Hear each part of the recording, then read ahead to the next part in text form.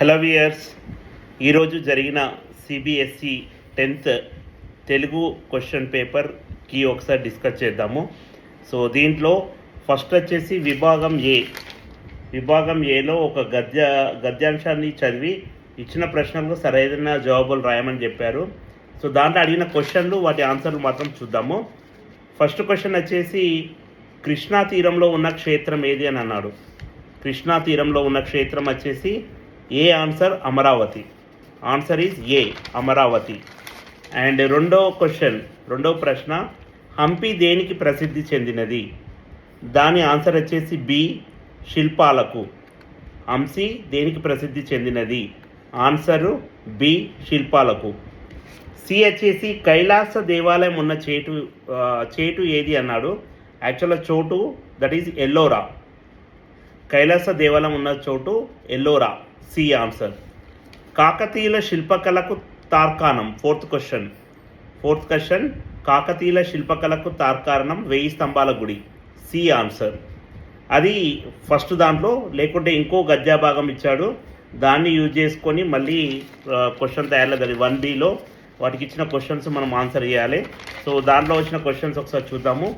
First question వచ్చేసి first ప్రశ్న కవిజనశ్రయం అనే చందో గ్రంథం వ్రాసిన కవి ఎవరు? రేచన. సో ఫస్ట్ దాని ఆన్సర్ సి రేచన. సెకండ్ దాని ఆన్సర్ అన్నమయ్య ఎన్ని కీర్తనలు రాశారు? 32,000 కీర్తనలు రాశారు. అది సి ఆన్సర్. రెండోది కూడా సి ఆన్సర్. మూడోది వచ్చేసి గుణాఢ్యుడు రాసిన గ్రంథం ఏది? బృహత్ కథ. ఏ ఆన్సర్ బృహత్ కథ. అండ్ నాలుగోది వచ్చేసి సాహిత్యం అనగా అర్థం అది ఫస్ట్ లైన్లో ఇచ్చాడు. మేలును చేకూర్చేది. D answer. మేలును చేకూర్చేది డి ఆన్సర్.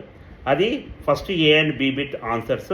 నెక్స్ట్ రెండో దానికి వెళ్తే కింద సూచించిన విధంగా పేరు చిరునామాలతో విషయాన్ని వివరిస్తూ లేఖ రాయండి అన్నారు. అది ఆబ్జెక్టివ్ కాదు. అండ్ నెక్స్ట్ థర్డ్ది కూడా 100 wordsతో జవాబు రాయాలన్నారు. అది కూడా కాదు. నెక్స్ట్ విభాగం సికి వెళ్దాం. విభాగం సికి వెళ్తే ఫస్ట్ వచ్చేసి సందులది వచ్చారు. క్రింది వాణిలో ద్విరుక్తాటాకార సంధికి ఉదాహరణ ఇవ్వండి. అని ఇచ్చారు. అది వచ్చేసి ఆన్సరు మొట్టమొదట ఏ ఆన్సర్. అండ్ నెక్స్ట్ వర్షములు అనగా దాని వచ్చేసి తేలికంగా పలకబడినవి. ఏ ఆన్సర్. నెక్స్ట్ వచ్చేసి తత్సమములు. థర్డ్ ఆన్సర్ తత్సమములు అనగా దానికి వచ్చేసి ఆన్సర్ సంస్కృత ప్రాకృతములకు సమానమైనవి. C answer. And fourth one కర్మాధారయమున మువర్ణమునకు పుంపులగు. ఇది ఏ సంధికి చెందిన సూత్రము? దాని ఆన్సర్ వచ్చేసి డి పుంపాదేశ సంధి. డి ఆన్సర్ ఫోర్త్ది. నెక్స్ట్ ఐదో బిట్ ఛందస్పునకు సంబంధించిన క్రింది వానిలో ఏవైనా 4 ప్రశ్నలకు సరైన జవాబులు చర్చించి రాయండి అని ఇచ్చారు.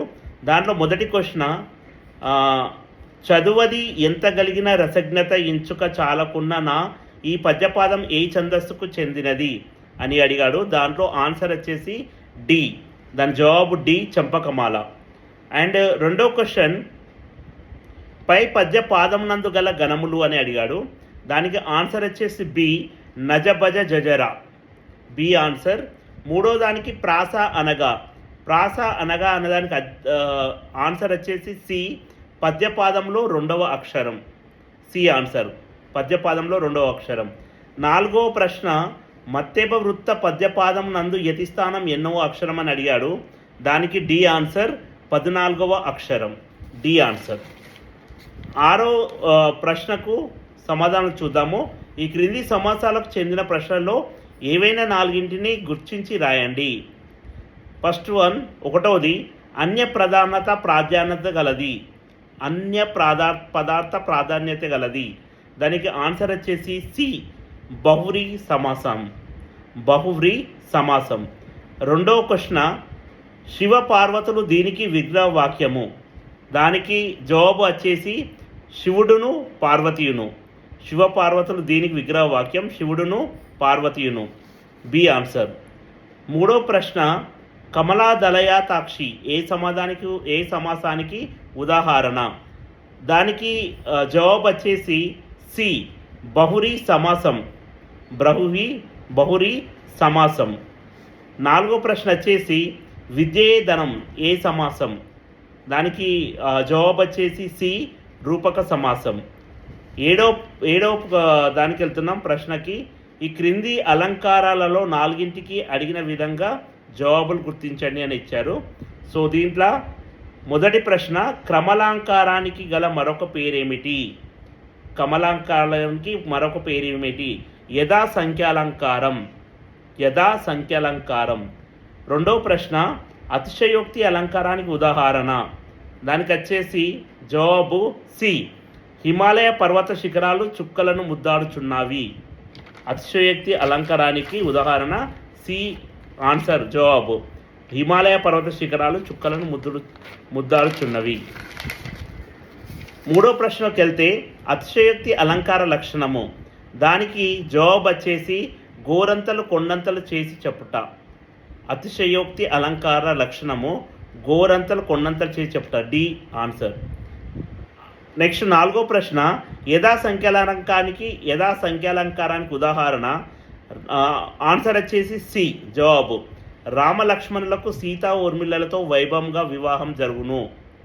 రామలక్ష్మణులకు సీతా ఊర్మిళలతో వైభవంగా వివాహం జరిగెను. అది ఆన్సర్. 8వది ఈ క్రింది వాణిలో రెండింటికి పర్యాయపదాల గురించి జవాబు పత్రంలో రాయండి. మొదటి ప్రశ్న వచ్చేసి భాస్కరుడు ఆరోగ్య ప్రదాత, ఇనుడు లోక బాంధవుడు.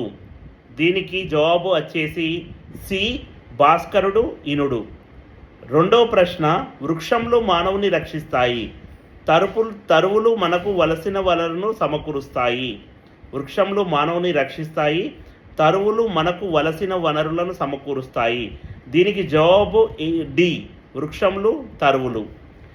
నెక్స్ట్ 9వ ప్రశ్నకు వెళ్తున్నాము. ఈ క్రింది జాతీయాలలో రెండింటికి అర్థమును గుర్తించి జవాబపత్రంలో రాయండి. నేల విడిచి సాము చేయు. మొదటి ప్రశ్న. దానికి ఆన్సర్ వచ్చేసి ఏ సాహసం. రెండవ ప్రశ్న వెన్నుపోటు. దీనికి జవాబు వచ్చేసి బి మోసం చేయడం. 10వ ప్రశ్నకి వెళ్తే ఈ క్రింది వానిలో 2 సామెతలను సరైన అర్థంను గుర్తించి జవాబపత్రంలో రాయండి.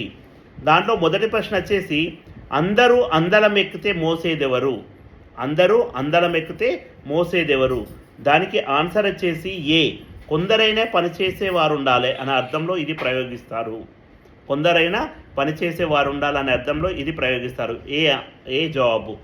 రెండవ ప్రశ్న ఆకలి రుచి ఎరగదు, నిద్ర సుఖమెరగదు. దానికి ఆన్సర్ వచ్చేసి ఏ రుచి ఎరగని ఆకలి సుఖమెరగని నిద్ర అనే సందర్భంలో. సందర్భంలో దీన్ని ఉపయోగిస్తారు. అంటే ఏ ఆన్సర్. నెక్స్ట్ 11వది ఈ క్రింది వానిలో ఒక ప్రక్రియను గుర్తించి జవాబపత్రంలో రాయండి. గోలకొండ పట్టణం పాఠం ఏ ప్రక్రియకు చెందినది. దానికి జవాబు వచ్చేసి డి చారిత్రక వ్యాసం. డి జవాబు చారిత్రక వ్యాసం. నెక్స్ట్ 11వ రెండో బిట్ భిక్షా పాఠ్యాంశం ఏ ప్రక్రియకు చెందినది. పాఠ్యాంశం ఏ ప్రక్రియకు చెందినది. దాని జవాబు వచ్చేసి ఏ కావ్యం. నెక్స్ట్ గద్య భాగంలో 12 దాంట్లో 1వ ఇస్తున్నాను. దాంట్లో కూడా 2 ఛాయిస్ ఉన్నాయి. ఫస్ట్ది సురవరం ప్రతాపరెడ్డి గారు ఏ జిల్లాకు చెందినవారు. దానికి జవాబు వచ్చేసి ఏ మహబూబ్ నగర్ జిల్లా. రెండవది సురవరం ప్రతాపరెడ్డి గారి స్వగ్రామం ఏది. ఇటిక్యాలపాడు. ఏ ఆన్సర్ ఇటిక్యాలపాడు. ఏ జవాబు. నెక్స్ట్ 3వది వచ్చేసి అలంపూర్ బ్రహ్మేశ్వరాలయాన్ని